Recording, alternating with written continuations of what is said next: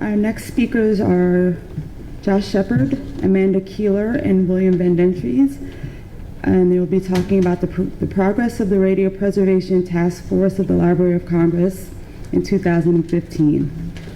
Josh Shepperd is the assistant professor of media and communication at the Catholic University of America in Washington, D.C.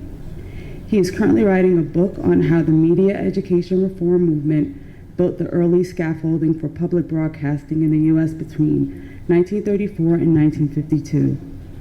Josh serves as the director of the Radio Preservation Task Force of the Library of Congress. Amanda Keeler is the assistant professor of digital media at Marquette University, where she teaches courses in film and television aesthetics, the history of broadcasting, scriptwriting, and video audio production. She received her doctorate from Indiana University's Department of Communication and Culture in 2011, and she has published on educational technology, radio, and contemporary television.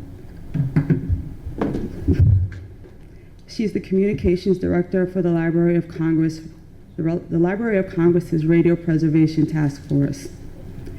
William Bendentrins is the digital archivist and project manager at Indiana University's Archives of African American Music and Culture. He specializes in audio-visual collections, digital archiving, and preservation and information. William received a BS in Aerospace Engineering in 2005 and an MLS in 2014 from the University of Texas in Austin.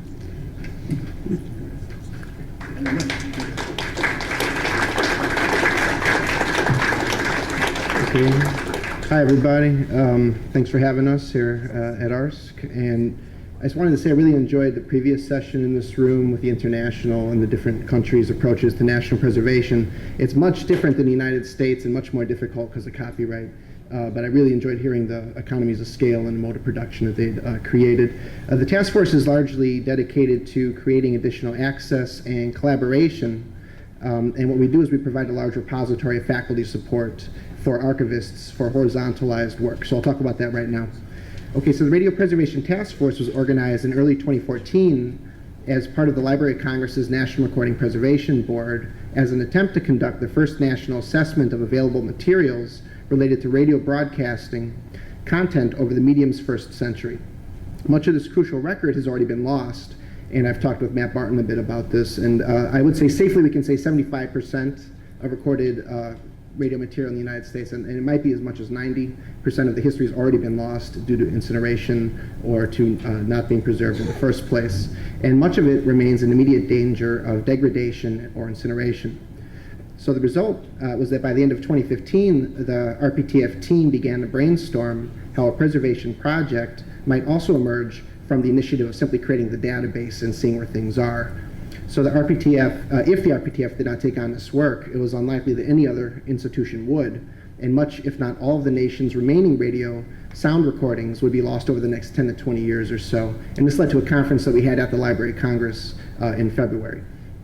Okay, so our first goal, which we discussed last year in Pittsburgh with the American Archives Project, was to recruit participants from the academic community to provide institutional representation, service time labor, and pedigree to ensure archival response while we were doing sweeps to see what's available out there. Within a few months, over 75 professors had enthusiastically signed on, and our current number, which is primed to grow again over the summer, which I'll be taking care of, features roughly 145 professors and 30 curators or data archive specialists representing over 120 academic institutions.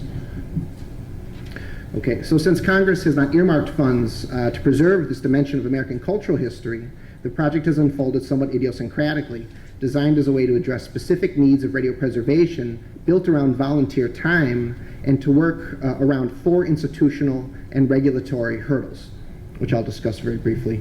So the first is that we have a lack of a centralized monetary base. There's no government money that's simply been distributed to do this work. And then there's a whole bunch of copyright problems, even if there was. So for example, the gigantic BBC British Library Radio Archive Project, which is now one of our partners, works already from an already centralized and processed archive to some extent compared to our archive, and is comparably well funded, as do these other international projects. They've consequently made notable progress comparatively over the past several decades, I would argue, even though there's a lot of work to do for all of us. The RPTF must seek external grants, which is distributed to our archival affiliates instead of the task force itself. The library can't receive funds directly from another federal institution, so we must seek funds in such a way to minimize competition amongst the archives that we're working with, instead of having our own archives that we're working with compete with each other. Number two, there's a relatively unprecedented situation of building a decentralized national AV preservation project of this scale. So since no central institution can legally make an ownership claim to any of the materials that we identify, our primary job is to increase knowledge about and support the preservation and implementation of these materials without obtaining the materials themselves. So we don't actually have an archive they're going to go into, or the rights to the materials either. That's a very American problem. So number three, the danger is that copyright claims might be made against a task force by plaintiffs or estates, depending on how we help with the preservation of materials, which American Archives have been really amazing of public broadcasting with learning how to mitigate with the Berkman School of Law at Harvard. So due to the inconsistencies of the 1972 and 1976 copyright laws, fair use exceptions and safe harbor, as you all well know, at universities provide a safe precedent to work until the Register of the United States and Congress provide new digital rules for orphan and educational exceptions, which they're working on right now very actively in DC. And number four, there's, and I'll just say this, in the academic community and in the private sphere, there's really relative ambivalence about protecting local and non-commercial history on the part of the practitioners, the owners, many academics, with the notable exceptions among NRPB members and the OTR community, of course, which is why this is a great conference to talk about this. So this is thankfully changing, due in good part to the RPTF's effort to this point, I hope, and we've gotten a lot of press about it over the last 3-4 months or so with national press. So consequently, the institutional structure that we've taken has been derived from a trial and error period over the last 1.5 to 2 years or so. The project has deliberately been organized as a decentralized, networked model for sound preservation that conceptualizes the entire process of preservation from aggregation to education. So logistically, the task force is organized to holistically combine two previous separate institutional roles into one horizontalized collaboration, which is the archival processing and the sweeps and classroom learning. So how does that work? So education validates preservation of these materials, which has been very hard to find funds for, and in turn preservation contributes to filling gaps in our historical record, because there's a huge interest in American studies, history, and cultural studies to find these sort of missing and hidden histories of subjugated and marginalized groups. So each step in between, aggregation, processing, selection, metadata creation, grant writing, storage planning, and digital humanities curatorial work, are conceived as part of the same process of educational outcomes to the preservation. And this has really incited a lot of interest in the academic community for the first time really ever. A decentralized model allows for participants to contribute to the project for short and indeterminate periods of time, and for those participants to be replaced with other regional content specialists when necessary. So the RPTF is organized to work incrementally with moving parts from academic, archival, and curatorial communities. Second, our model is able to function without a centralized office or paid employees. We get service labor from professors, basically, who offer this additional time, maybe 3 to 5 hours a month or more. It only requires several central coordinators to maintain continuity lines toward identified goals, of which then I would be the intermediary for most of those goals. Third, and most importantly, the project instigates interest from academics, curators, and hopefully grantees by legitimating radio preservation as a goal of multiple equal stakeholders. So by planning for implementation at the onset of each preservation action, which I know is kind of a novel idea, we believe that increased opportunities for collaboration, obtaining grants, and strategic organization will be made available. So the structure helps us in two specific ways. The first is that in spite of object loss, so many materials are still available that it's impossible to pursue universal preservation. We can't just simply pick and choose which archive we think is better at that given moment. We want to help all the archives. So a new approach to grant writing is going to be necessary. Since we only have limited grant funds for which the RPTF might apply, which places our archives into potential competition, these applications will be combined based upon content area. So for example, we might find that 4 archives hold between 3,000 and 20,000 radio recordings each. Each of these archives might usually be expected to apply for comprehensive funding, which, as the Packard Center, Gene Deanna, has pointed out, can lead to sizable redundancy in what is preserved due to lack of a national search tool and a lack of focus or interest among preserved materials. So, but if the educational outcome is implicitly structured in the search process itself, specific cultural, topical, and orientation research topics, as well as historical figures, can be identified across 3 to 5 collections for a collaborative grant application. So specialists have been selected to provide context and discretion regarding which materials are immediately appropriate for classroom and dissertation research, and develop immediate impact applications through lesson plans and available students. So instead of looking to support one archive for one large grant in competition with our other affiliate archives, one application might identify 3,000 recordings of civil rights history or something from 5 archives in one content area selected by the research specialists working directly with the archivists. And this process can then be repeated to complete what wasn't allocated in the previous cycle, perhaps including new archives and subsequent applications. So this is where we're starting. And to do that, we've created an infrastructure of academics to help with the selectivity process that would work side by side with archivists, which Amanda will now describe. To see this approach through, the Radio Preservation Task Force has built 10 topical caucus groups, 8 of which met for the first time at the recent national conference in February. Since the conference, we're working on 2 new groups, the Caribbean and Filipino Radio. These caucuses will serve to coordinate efforts toward a common goal of identifying materials, choosing which materials are most likely to make their way into research or education projects, and then working to make those materials available within the bounds of copyright. To ensure that maximum diversity of content is covered, our caucus chairs are notable specialists in underrepresented areas. Chairs lead planning and communication for each group. Ideally, 3 to 5 archives will continuously work with 3 to 8 faculty members toward the final goal of making materials available through preservation and development of finding aids. To maintain fidelity among faculty not currently associated with a caucus group but interested in continuing participation, we are also in the process of constructing several educational working groups. Commencing educational projects on radio history maintains interest over time and introduces research on relatively uncovered topics and keeps faculty in queue for grant writing, lesson plan construction, and archive initiatives. Currently, we are working with the American Archives of Public Broadcasting, Radio World, Current.org, the Journal for Radio and Audio Media, Pacifica Radio Archives, and WFMU on curatorial projects. The most sustained potential project in development will be the construction of a History of Public Broadcasting consortium in line with our non-commercial and local mandate. The U.S. is the only country without such a project, and the construction of an ongoing research project on this subject, inclusive of D.C. institutions, roughly 12 to 15 universities, and appropriate contemporary and historical radio practitioners, makes for a significant potential contribution to educational and preservation sectors while helping to identify important historical broadcasts. We have already been introduced to 6 or 7 endangered collections and are currently organizing an infrastructure to address collections most in need of homes. Our guess is by the end of the next week, along with continuing press coverage of our and related efforts, will likely turn up 50 endangered collections.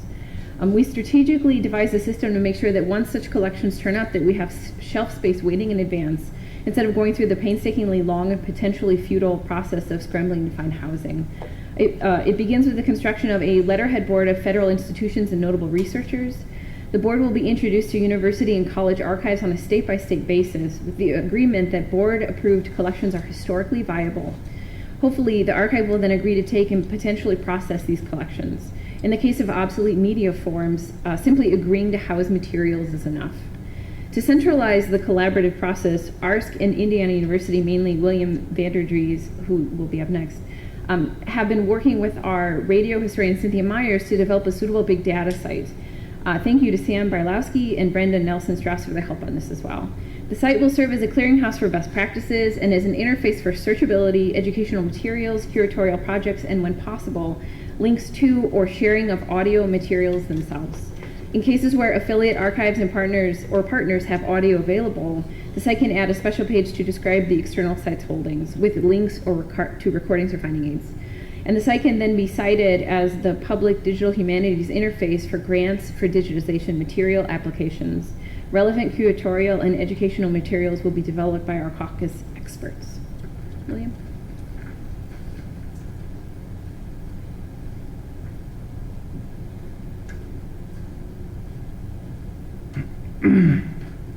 Good afternoon.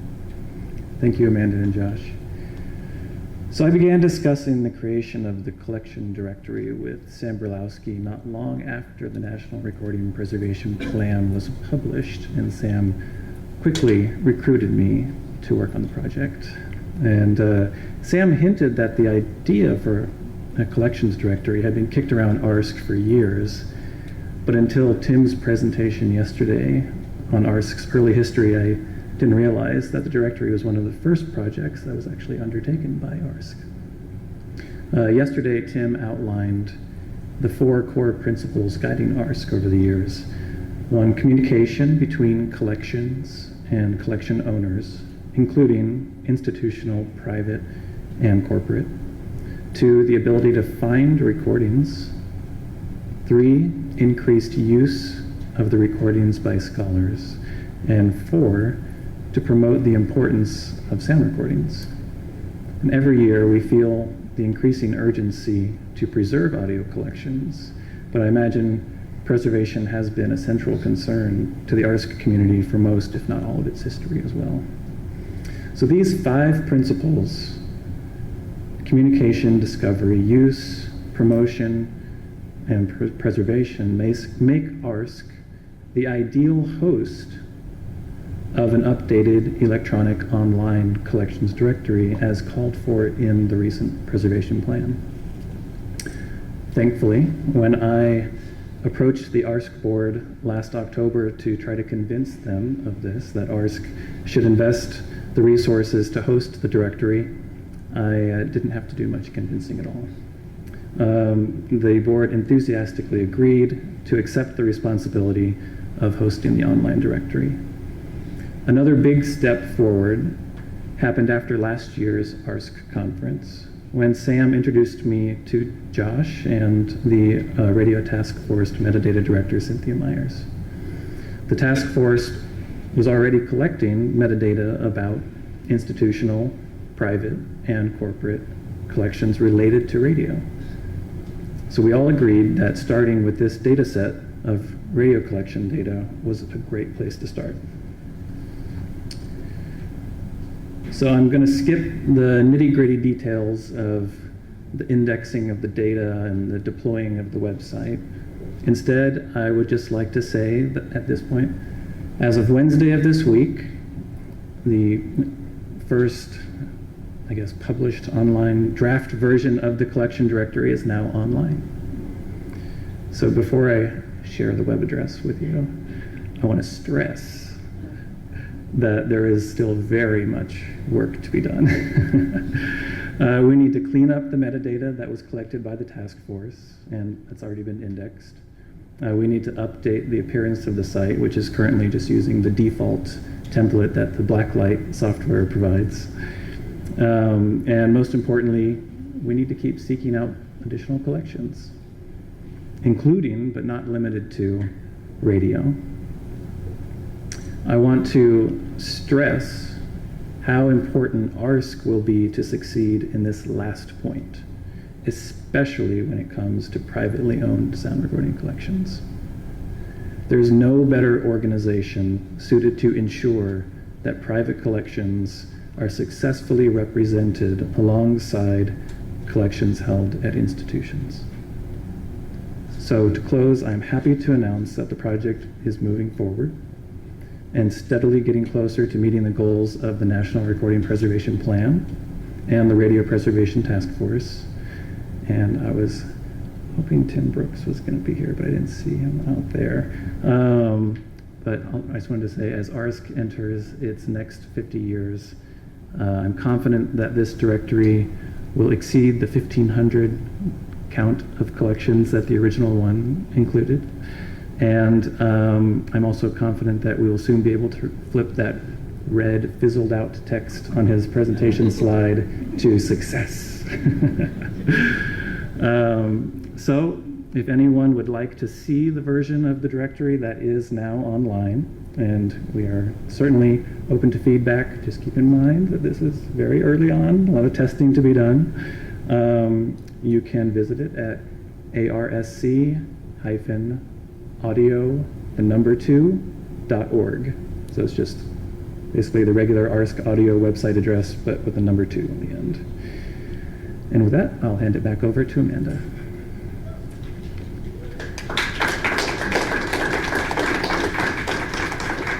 So a tiny conclusion. This is where we invite all interested archivists, curators, and sound preservationists to join the project as research associates. We'll be organizing everything over the summer. In specific, we need help in our next set of archival sweeps, which will include radio stations, personal collections, and hidden collections at universities. Over the summer, we hope to begin working on the construction of several new projects. So a technical and equipment study group, considering so many recordings are on obsolete media, increased infrastructure for Spanish language materials, archivists help with locating content specialities across split collections, an expansive and ongoing archival sweep, and collaboration with William regarding possible curation interfaces. And that's all. Thank you.